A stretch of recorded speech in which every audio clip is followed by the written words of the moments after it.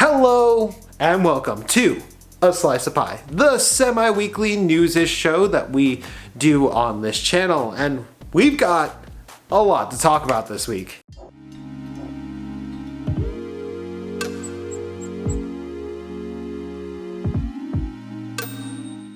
How's everybody doing this morning? I totally am not recording, editing, and doing this all at like 5 a.m. It's totally a normal time of day and not some weird time like 4 o'clock or something. Digressing from that, I actually really do need to say something because this is honestly awesome. I really want to thank everybody who is currently watching this video. You guys are all amazing. Like, I generally don't expect my channel to get all that many views. I've been putting a lot of time and effort into improving and making this a tech channel on YouTube that actually does something. And when we put out the video about fixing the 5700 XT drivers, my sole intention behind that video was to help as many of you guys as possible. And it's working. Honestly, I'm just so glad that I was able to help you guys and help this community, because as a PC gamer myself, I know nothing is more frustrating than getting new hardware and something going horribly wrong. So it's just, thank you every single person who has watched that video, because you're helping get the message out. And essentially every single one of you guys who watch and share and talk about this can potentially help. Just by putting your view in there, you're telling the algorithm that this is a good video, and you've done just so much by watching, commenting, liking, that it's honestly, hopefully, going to be what's necessary to get so many people the help they need with this driver. It sounds a lot like I'm thanking you guys for donating like $1,000 or something to like a charity that has saved orphaned koalas, but honestly, it's just, I'm just very grateful for literally everything that you guys have done, so thank you.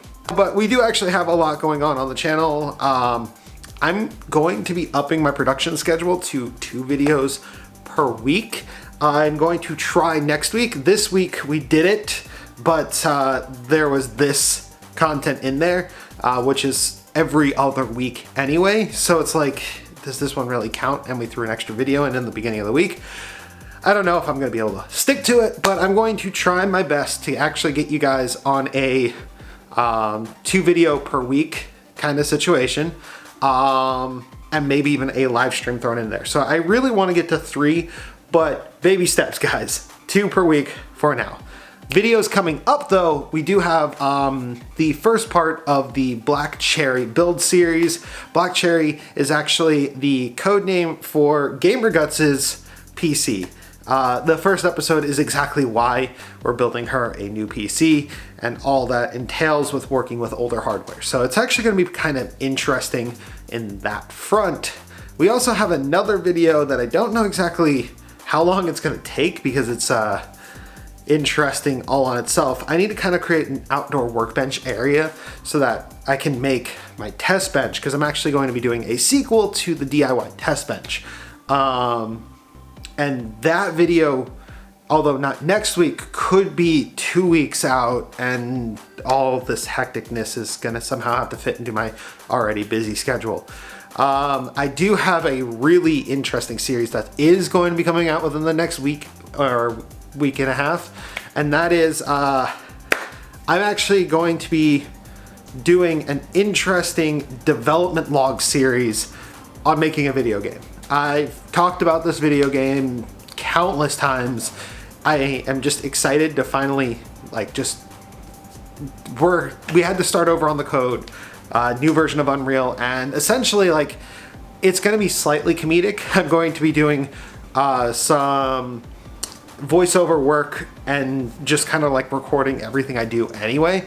So it's gonna be an interesting video nonetheless. It's slightly educational, but not really like something that you should be watching to learn how to do this stuff, but it will be interesting because it's going to be a very real look at actual game development, because at the end of the series there will be a game. Now that the sappiness and the housekeeping is out of the way, let's talk about some tech and gaming news, because we actually have a lot to talk about. Now let's start with actually some gaming news. Animal Crossing. Holy cow, Animal Crossing. I'm actually like wearing the proper color shirt to be talking, jacket, it's a hoodie, but still, I'm wearing the proper color hoodie to be talking about Animal Crossing. Very pastel, very muted, very nice. Oh my god, I am in rare form today. Point is, there was an Animal Crossing Direct this week. It was awesome. Showed new animation, new content. You can terraform, you can die on your own island. You can apparently get lost on your own island, which I'm not 100% sure how that happens. Essentially, you're going from zero to like roughing it to like building your own town to like even better than New Leaf. So I love the idea, and I personally cannot wait to play it, because I love that type of content. I actually remember in New Leaf getting patterns for grounds that I could have like tile work on the ground. Now I'm gonna actually be able to do it in game. So it's gonna be awesome. I'm buying the game and probably going to be playing it at launch.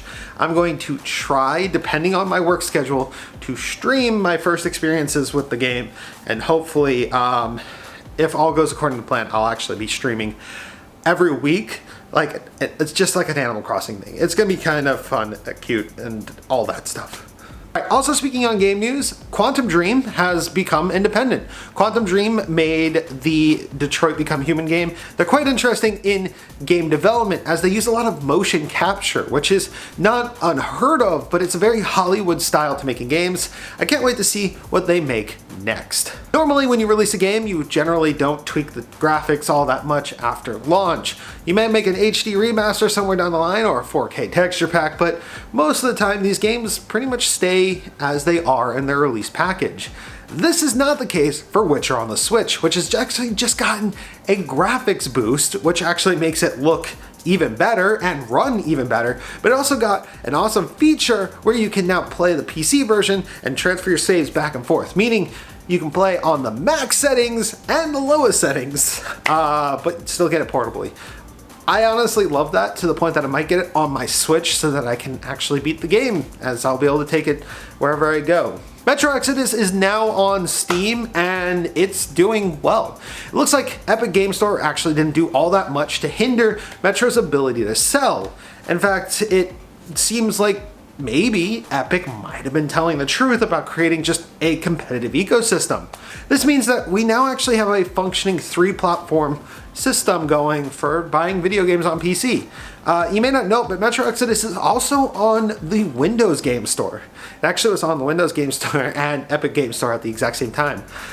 Point is, you now have 3 places that you can buy this game and you can shop, and it's totally like legit.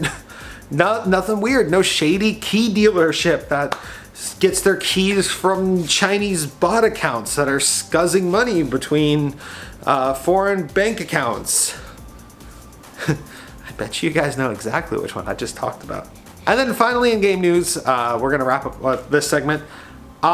This is not the last Smash Bros. I keep seeing these articles, and it's every time Smash Ultimate is talked about and like the successor to Smash Ultimate. Don't ask Sakurai if he wants to make a sequel to a game, because the answer is always no. And then you wait a couple years and then he's making the sequel anyway.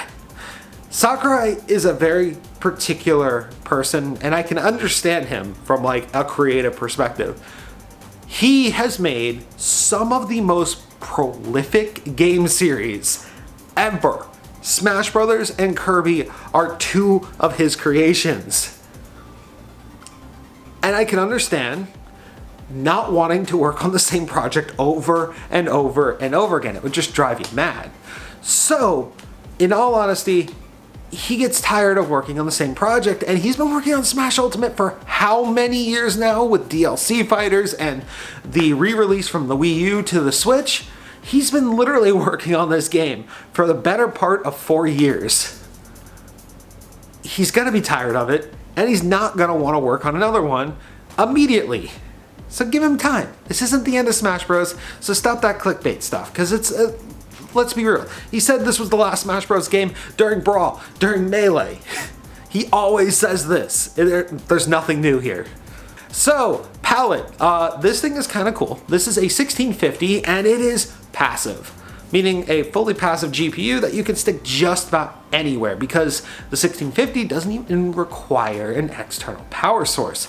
Meaning this is kind of that perfect drop into like a Dell pre-built that wasn't designed to power a GPU, but you totally are doing it anyway. Let me know if you guys want to see the Potatonator computer where I buy it off the shelf and throw one of these in there just to see exactly what bottom shelf performance actually looks like. AMD just had another filing clear, this time in Korea, for Big Navi. This means that we're probably gonna see this card within a month or two. I try to be as excited as possible about this stuff, but there's rumors about Amphair also coming out around the same time, so it's like, AMD, Nvidia, you guys are about to launch 2 GPUs at the same time, and are you going to actually compete with one another, or is this going to be a weird thing? Speaking of Amphair, Jensen has been talking it up, saying you will not be disappointed, but to you, Jensen, I say, I probably will be, because I bet you they're going to be too expensive. And that's like an objective thing. Like we all know at this point that you are going to at least stick to the RTX pricing. And if I see another 1080 Ti for $1,000+ I'm still gonna be disappointed. So you set yourself up for that one. Also, Jensen, another thing that you set yourself up for.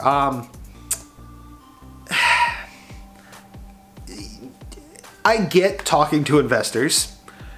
I get talking a big game. But currently, you do not provide graphics for any home consoles. You do provide graphics for the Nintendo Switch, and you said you're gonna have the best-selling console in the generation. And if you were talking about the Switch, I could see where you're going with that. But you were talking about gaming notebooks. Gaming notebooks are not consoles. They're not used as consoles. I've tried to use one as a console. It's a bad time. So what are you smoking? I can kiss any hope of a Nvidia sponsorship in the future. Goodbye. But point is, lots of stuff going on in the GPU space between AMD, Nvidia, and there's a little bit of shade there being thrown, I think, by Nvidia, because it's like AMD provides the graphics processing for both the PS4, Xbox One, and now they're going to be in the Series X and the PS5. So, yeah. And then wrapping up our GPU news, Intel's new GPU, a little bit of fire under there. It might actually be the 300 watt TDP, or that actually might be the wattage necessary to run it. There are rumors that one of their cards is actually going to have a 300 watt requirement. Now this is not unheard of, but it's rare. Generally speaking, most cards don't break over the 150 to 200 watts. I remember my Vega actually being around a 200 watt card, and that thing was a hot furnace. So I can only imagine what a 300 watt card would be like. That being said, this would actually make a lot of sense based off of how the DX1 works. If that's a single DX chip, and if assuming that this new card is multiple of those chips strewn together, it would actually probably require that much wattage to run properly. That being said, and there is a huge asterisk on it, this reminds me a lot of Vega, to the point that I'm starting to wonder if this is going to be a GPU that is productivity centered but can game, much like how the Vega cards were. Finally, with Intel as well, Intel is finally going to be matching the 3700X. Yeah, you know, win for Team Blue. Okay, in all seriousness, this is actually very weird that we're talking about Intel in second place. This is something that we've really experienced in a very, very long time, in at least a decade. So, yeah, Intel's 8-core, 12-thread processor will at least be able to match Ryzen. But unless Intel actually slashes the prices on both the CPUs and the chipsets, I actually don't see it being very compelling for a PC builder. Why get the same level of performance for more when you can get the same level of performance for less? It still makes AMD a bit more palatable, especially when certain X570 motherboards can be had for as low as like 150. I've seen them as low as like 100 to be completely honest, but like all the good ones are around 150 to $250. As where the last time I looked into an Intel motherboard, I was looking at like 200 plus the entire time. So they don't really devalue as well. It's really weird. Not to mention you can get an X470 motherboard for your AMD processor. It will work just fine with a BIOS update. And yeah, I mean, let's just say Intel, you do have a kind of uphill battle to fight with this. And not only that, but we already know that you're putting a new socket on it. So yeah, I mean, at least you'll be able to match Team Red. We're gonna talk about something. It's called copying. So, Metlicgear is actually owned by Phanteks. Phanteks is the parent company. Metlicgear makes the cheaper chassis. Essentially, they are the, what Landcool used to be for Lei and Lee. They make the less expensive and less brand-worthy chassis. Metlicgear. Why are you releasing a clone to the O11 Dynamic? That looks identical to the O11 Dynamic in almost every way. In fact, the only difference is you added features from the XL to the O11 Dynamic. Phanteks, why are you choosing to not innovate like you're known for and instead copying? Well, actually, let's be real. Metlicgear actually does that a lot. They also had a cheese grater Mac looking case at CES this year, so I guess that's just Metlicgear's MO. And I'm gonna be real, I think Dare Bauer said it best. He's surprised it took this long for clones to come out. I mean, I'm not going to buy it since I got this and I love this, but if Phanteks, or actually really Metlicgear, does a good enough job making this, I'm not gonna be opposed to there being more cases in the market that have as many amazing features as this. The only thing I am really opposed to is the fact that a company technically owned by Phanteks is stooping to like such a low degree of just like copying. It doesn't even look like they really changed it. They took the homework and they copied it even though the test answers were not really the same. Asus! Oh boy, speaking of disappointment, I'm disappointed in Phanteks, now I'm also disappointed in Asus. Now I do know that at least one of you guys has this card, and I believe you said something about having to RMA it, but okay, Asus has issued a statement about the Strix and the TUF 5700 XTs. They used an improper mounting pressure, and it's causing the cooler itself to separate from the VRMs and get really, really hot. Problem is, they blamed AMD for it. They said AMD gave them a spec that was much lower than what was actually required of the cards, and therefore it's not Asus's fault that these cards are running way too hot and are having problems.